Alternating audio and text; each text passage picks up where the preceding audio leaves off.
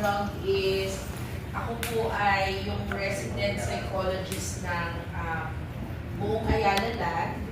At the same time, meron din po akong sariling practice, no? Pag wala po ako sa Ayala, ako po ay isang child psychologist.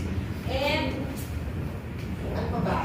Yun, meron din po akong clinic sa Batangas yan. Diyan po ako nag-ano. And dati rin po ako,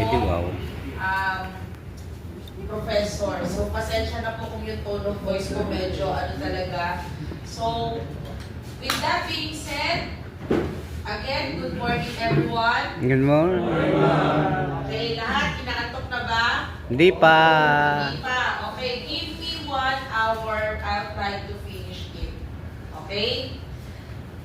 Please bear with me kasi bihira lang yung ganito. First time po ba yung ganitong talk? Yes, ma'am. Mental.